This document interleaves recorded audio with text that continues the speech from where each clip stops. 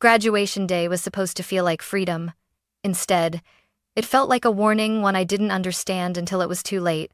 My mother slipped a thin envelope into my hand, her smile stretched tight for the cameras flashing around us. "Your grandpa sent this for you, Sophia," she whispered, as if the whole world needed to hear her generosity. The envelope was weightless. I knew before I opened it that something was wrong. Inside were two bills, exactly $199. People clapped. My father nodded proudly. My mother nudged me. "Say thank you," she hissed. So I did. But the pit in my stomach didn't move. It stayed there cold, heavy, waiting. Days later, when Grandpa Walter walked into our living room, he didn't congratulate me, didn't ask about college, didn't even sit down. He just looked at me with steady eyes and asked, "Sophia, did the $50,000 I sent help your future?" My breath stopped. Everything did. I kept replaying the moment the envelope touched my hand. It was too light, too empty, too wrong. As my class lined up for photos, I stood off to the side, staring at the crease running down the center of the envelope like a warning I wasn't smart enough to decode yet. My mother, Linda, kept adjusting her hair, making sure every camera caught her proud parent expression. My father, Mark, wasn't even looking at me. He was busy bragging to another dad about how Jake, my younger brother, was next in line for greatness. No one asked how I felt. No one ever did. I finally unfolded the flap and pulled out the two bills. $199. That was it. Seriously? I breathed. My mother instantly appeared at my side, her nails digging into my arm through my graduation gown. "Sophia," she whispered sharply, "don't make that face. People are watching." "Mom, Grandpa sent this?" I asked quietly. She lifted her chin, keeping her smile frozen for a passing parent. "Yes. He doesn't have much these days. Just be grateful." But something was off. Grandpa Walter was never a just $199 man. He was old-fashioned, generous, the type who saved open birthday cards in shoeboxes but spent freely on the people he loved. He once drove 3 hours because Jake wanted a limited edition baseball glove. Why would he send me less than $200 for my graduation? My father finally noticed I wasn't smiling and walked over, irritation written across his face. "Sophia, for God's sake," he muttered, "act appreciative. Your mother is stressed enough. You just need to say thank you," he cut in.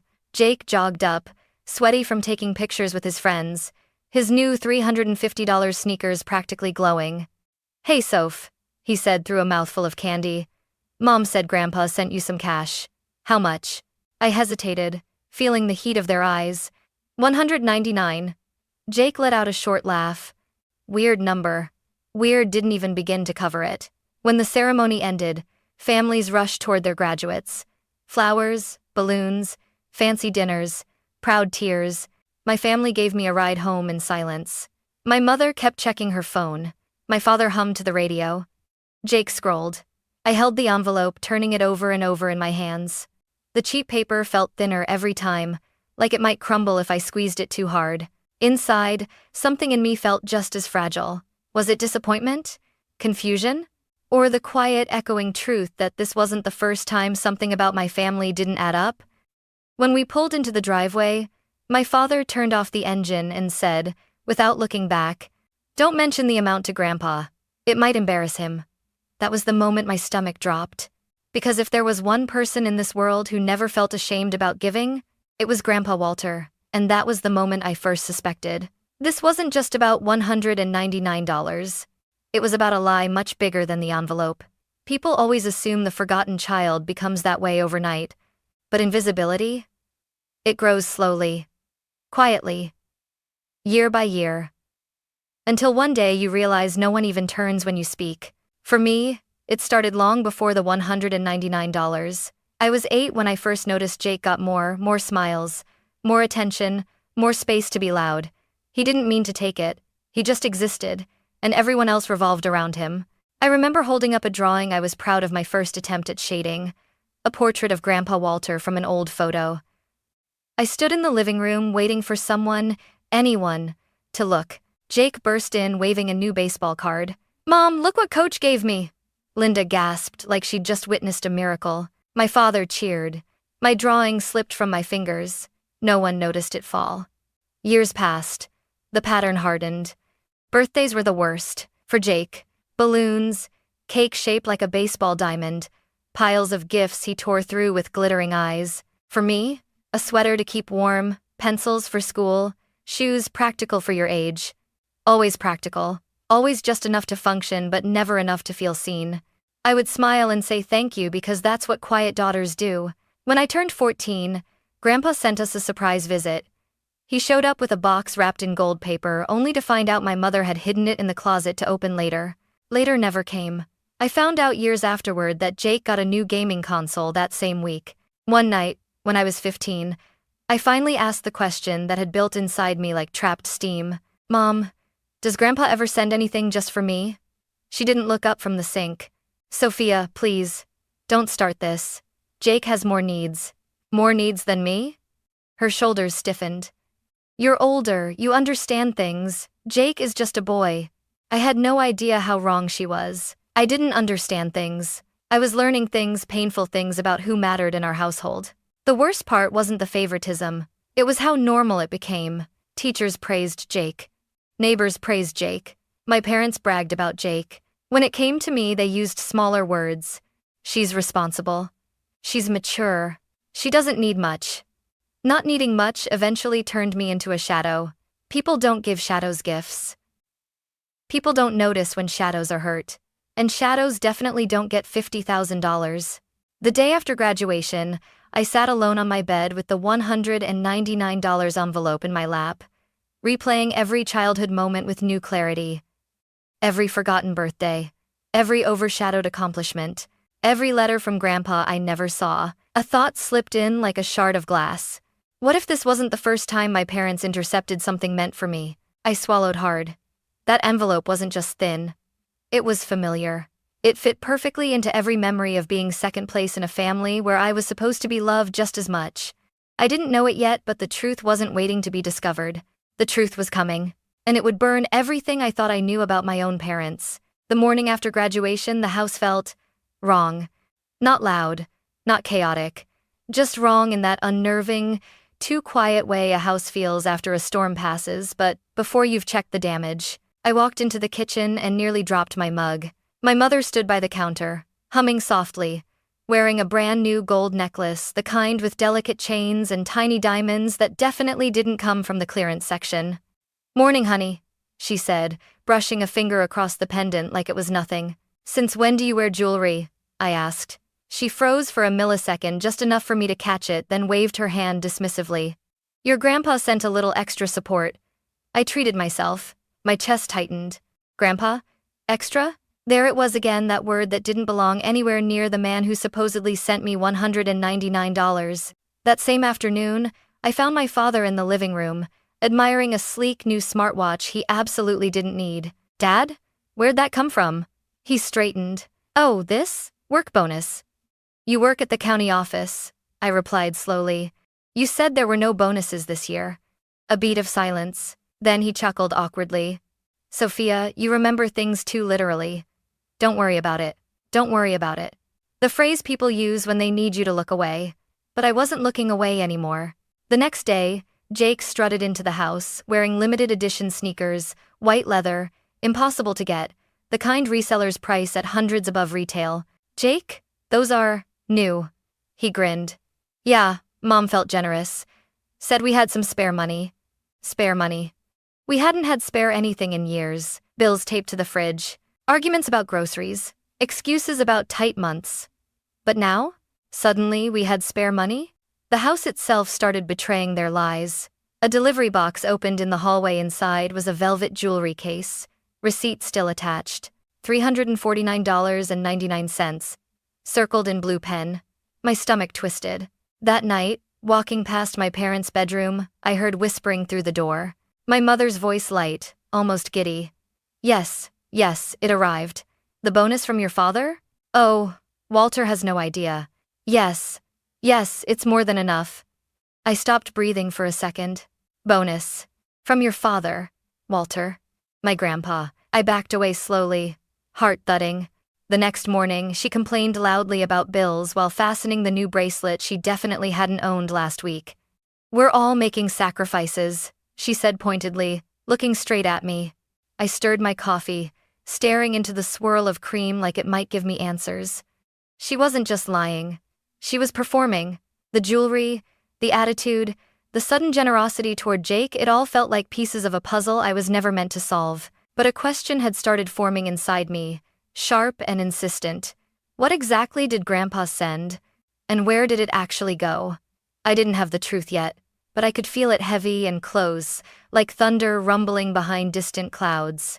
And when the lightning finally struck, it wouldn't just light up the sky. It would expose everything. 2 days after I heard my mother whispering about a bonus from your father, my phone buzzed while I was folding laundry in my room. At first, I thought it was another group message from classmates celebrating their graduation dinners. It wasn't. It was Grandpa. "Walter, proud of you, sweetheart. I hope the support helped you start something for yourself. Visiting soon. I want to hear everything." I stared at the message so long the screen dimmed. Support? Start something? What support? I tried reading it again, slower, like maybe the meaning would change if I took a breath. But the words stayed the same. A cold pulse spread through my chest. I walked downstairs holding my phone, planning to ask casually something simple like, "Hey Mom, did Grandpa send anything else?" I rehearsed it in my head. But the moment I stepped into the kitchen, I saw them. My dad holding a new bottle of bourbon. My mother comparing earrings in the microwave reflection. Jake scrolling on his new tablet. The words dried in my throat. I turned around and walked out. That night, I called my best friend, Emily. She'd known my family dynamics for years, probably better than anyone. I sank onto my bed and whispered into the phone. Grandpa messaged me. He said he hopes the support helped." What support?" There was a pause. Then Emily exhaled sharply. "Sophia, that doesn't sound like $199. "I know," I said. "And he's visiting soon. What do I even say to him? Tell him the truth." I covered my face. I don't want to blow up my family. Emily's voice softened. "Sophia, they built the bomb. You're just standing near it." Her words stayed with me long after we hung up. Over the next few days, the house changed. Not physically, emotionally. The walls felt tighter, the air heavier. Every door click sounded suspicious. Every whisper sounded like a secret. My mother scrubbed the house like she was preparing for an inspection, polishing faucets, reorganizing shelves, even ironing throw pillow covers. Jake asked her why. "Your grandfather is visiting," she snapped. "This house needs to look appropriate." Appropriate, meaning expensive, meaning competent, meaning we need to look like people who don't steal from their own daughter. My father rehearsed lines about tight months and stretching what we have, muttering them under his breath like he was practicing for a play. The fake version of my family, the one they used for outsiders, began to appear piece by piece. I watched quietly from the hallway as my mom arranged fruit bowls we never ate and placed her new jewelry carefully into sightlines. Then came Jake. He flopped onto the couch beside me, scrolling his tablet. "Grandpa's coming tomorrow," he said with a shrug.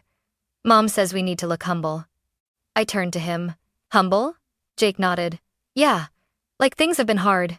My stomach lurched. Hard? Things weren't hard. Things were comfortable for everyone except me. That night, I barely slept. Every time I closed my eyes, I pictured Grandpa's face reading the truth on mine. Was I supposed to lie? Smile? Pretend $199 was life-changing? I didn't have answers. But I knew one thing. Whatever Grandpa was expecting to hear, I wasn't ready for the question he was bringing with him, and I had no idea how close the explosion really was. Grandpa arrived on a Saturday afternoon, the kind of warm, bright day that should have felt safe. But the moment I heard his car roll into the driveway, my stomach twisted so hard it felt like my ribs were tightening around it. My mother shot up from the couch like she'd been waiting at attention for hours. "He's here," she hissed, smoothing her blouse and nudging Jake to sit up straight. My father cleared his throat, adjusting his "we're struggling" flannel shirt he put on specifically for this performance. I stood there, hands shaking, wiping my sweaty palms on my jeans. Then the doorbell rang. It echoed through the house like a verdict. My father opened the door with a dramatic sigh, like he'd been slaving away all morning. Grandpa Walter stepped inside, holding a small gift bag, his posture straight despite his age, his eyes bright and searching. The moment he saw me, his entire face lit up. "Sophia," he said warmly, his voice thick with pride. "My girl." He wrapped me in a hug so tight I felt my eyes burn. It had been months since I'd felt a hug like that one that didn't cost me something. But then it happened. The shift. He pulled back, holding my shoulders, looking me straight in the eyes. His smile faded, his brows knit, as if he was expecting something specific, something he didn't see. We moved to the dining table. My mother brought out dishes she never cooked: roast chicken, garlic, mashed potatoes, fresh herbs. She kept pushing her jewelry behind her hair so Grandpa wouldn't notice it glinting. The first few minutes were small talk. Then, slowly, the room fell quiet. Grandpa rested his fork on his plate. The sound was small, but it sliced clean through the air. He looked at me again, this time with a kind of careful seriousness that made my pulse jump. "Sophia," he began. My mother stiffened. My father froze mid-chew. Jake swallowed loudly. Grandpa's eyes never left mine. "Did the $50,000 I sent help you start your future?" Silence. Not the ordinary kind, the thick, suffocating kind that presses against your ears. I blinked. Then blinked again. I thought maybe I misheard him. Maybe my brain filled in something impossible. But he just sat there, waiting. The room spun. $50,000. My voice cracked. "Grandpa, I only got $199. My mother's fork slipped and clattered against her plate. Jake choked on air. My father's jaw fell open. But Grandpa, he didn't even look surprised. He looked devastated. Slowly, painfully, his eyes shifted from me to my parents. His voice dropped, low and steady. "Where is the rest of my granddaughter's money?" My mother tried to laugh, but it came out deranged and brittle. "Walter, don't be ridiculous." "Linda." He didn't raise his voice. But the way he said her name made her snap shut like a trap. He turned to my father next. "Mark?" My father swallowed. "Walter, things have been tight. We handled it the best we could." Grandpa's jaw clenched. "So you took $50,000 meant for Sophia's future and spent it on yourselves?" "Dad, please," my mother whispered, eyes wide, glossy. Grandpa leaned forward, hands on the table. "I wrote it in every note. I said it every time. For Sophia's education. For her dreams. For her future." Jake whispered, voice shaking.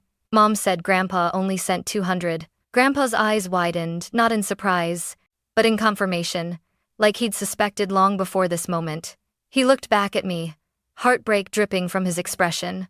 "Sophia, I am so sorry. I thought you were building something. I thought you were starting." My voice cracked. "I didn't know. I thought you didn't.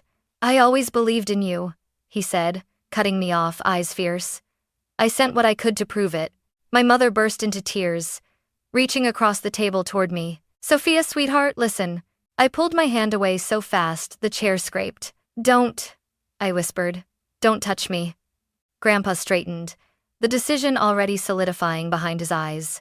"This ends tonight," he said. My parents looked like the floor had vanished under them, and in a way it had. Because the truth was finally out, and nothing in that house would survive what came next. When Grandpa said, "This ends tonight," something inside the room snapped.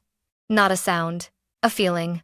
Like the final thread holding our family together had been pulled too far, and finally tore. My mother stood up so quickly her chair toppled backward. "Walter, you don't understand." "I understand perfectly," Grandpa said, voice calm but dangerous. "You stole from your own daughter." "We did not steal," she cried, clutching her chest. "We borrowed. Just borrowed. Things were hard." "Hard?" Grandpa echoed, his gaze sliding to her sparkling bracelet.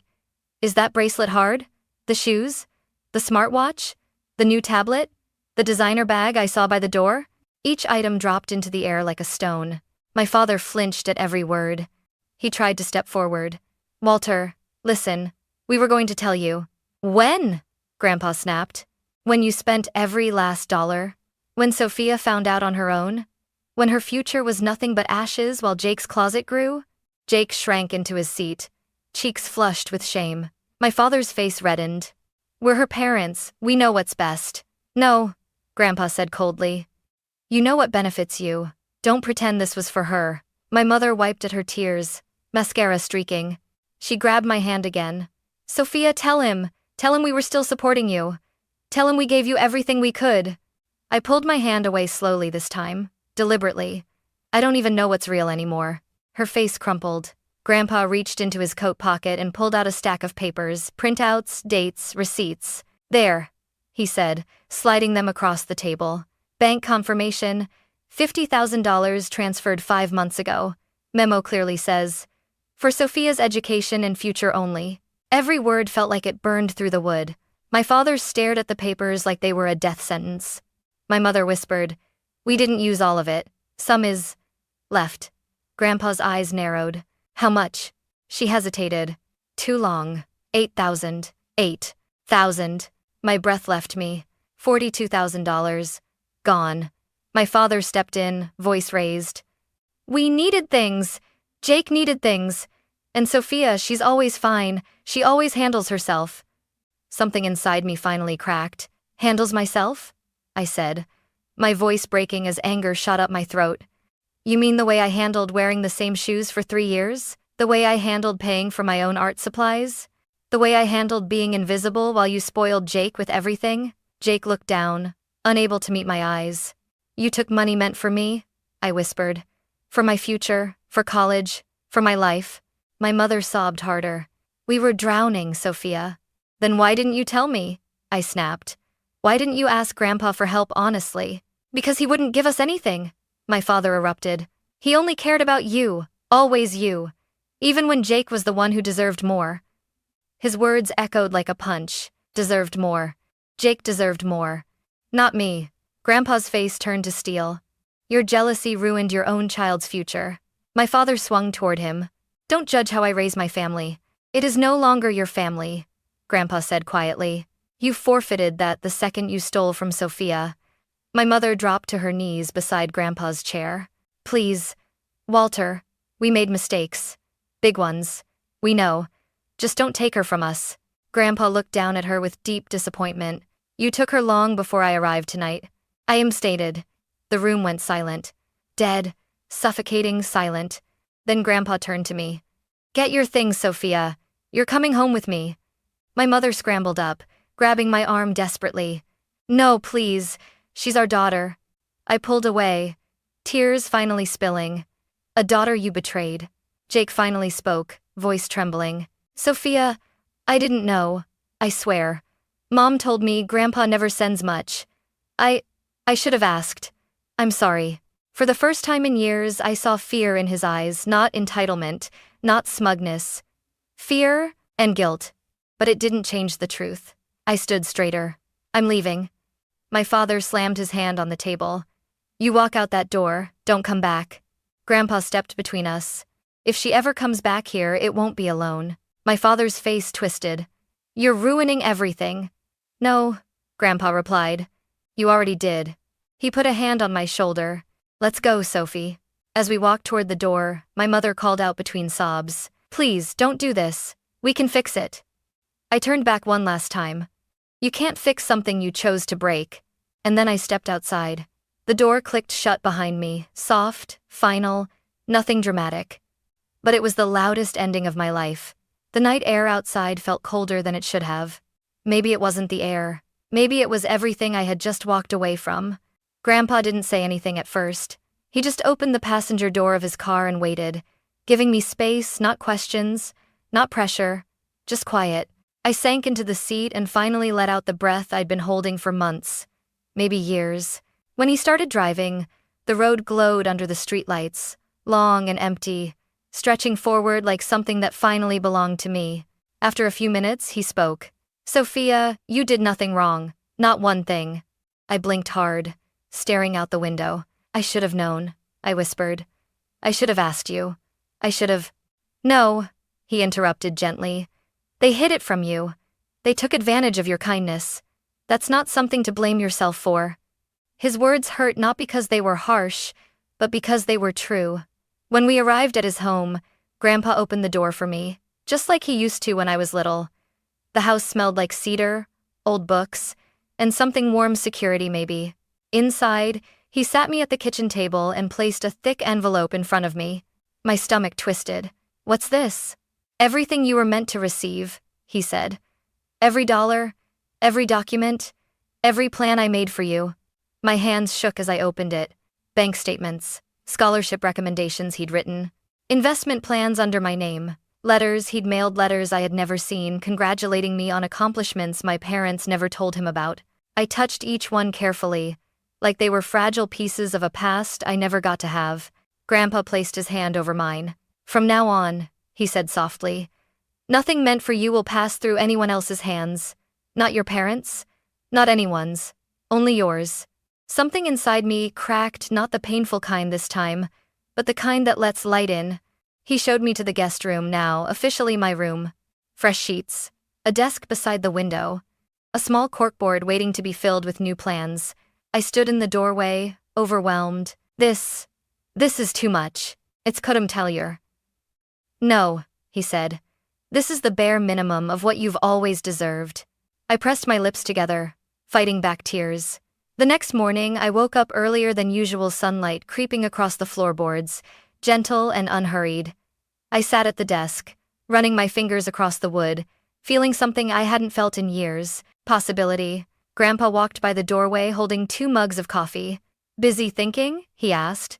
Busy dreaming, I whispered. He smiled. Good, dream louder now.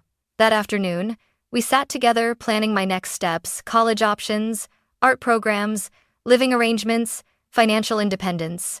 For the first time in my life, my future wasn't a foggy, unreachable thing. It was real, it was ahead of me, and it was mine. But the biggest change wasn't the money, or the plans, or the safety. It was the fact that I finally chose myself, and I wasn't turning back. I used to think beginnings felt loud, like fireworks or spotlight moments, or some dramatic turning point where everything suddenly makes sense. But my new beginning started quietly, with the sound of morning light brushing across Grandpa's kitchen floor, with the steady hum of his old coffee maker, with a feeling I hadn't known since childhood, safety. A week after leaving my parents' house, I enrolled in a local community college with a program in digital design and illustration, something I never dared to imagine before. Grandpa insisted on driving me to the campus tour himself. As we walked through the hallways, he nudged me gently. Imagine where you'll be a year from now, he said. For the first time, I let myself imagine it. A studio. My own portfolio. Projects that belonged to me, not assignments done between taking care of Jake or helping with bills that were never mine to pay. Just me. Becoming me. In the evenings, Grandpa and I sat at the dining table, reviewing scholarship deadlines and budgeting plans. He didn't just hand me money. He taught me how to grow it, how to protect it, how to build a life so stable that no one could ever take anything from me again. Each lesson felt like he was placing bricks beneath my feet, steady ground where there once was none. One night, while sketching at my new desk, I caught a glimpse of my reflection in the window. I looked different, not older, not harder, just more there, more present than the shadow I used to be. I didn't check my phone much anymore. The messages from my parents and Jake had slowed to a trickle. Apologies, excuses, promises, a few pleas. I read them, but didn't respond. I wasn't angry anymore. But I wasn't going back either. Sometimes healing isn't forgiveness. Sometimes healing is choosing distance so your wounds finally have room to close. On a Saturday morning, I sat with Grandpa on the porch, our new tradition. He handed me a cup of tea and asked, gently, "Do you regret leaving?" I thought for a long moment. "No," I said softly. "I regret staying as long as I did." He nodded, eyes shining with something between pride and sadness. "That's how you know you're growing." The breeze rustled the trees, birds chattered in the yard. Life moved gently around us, uncomplicated, honest, peaceful. My beginning wasn't loud, it wasn't dramatic, it wasn't something the world would notice, but it was real. I wasn't holding an empty envelope anymore. I wasn't fighting for scraps of affection. I wasn't disappearing into the background of my own story. For the first time, I had a future I could call mine. And as I looked out across Grandpa's yard, sunlight warming my face, I made myself a promise. I will never let anyone else write my life for me again. From here on out, every page belongs to me.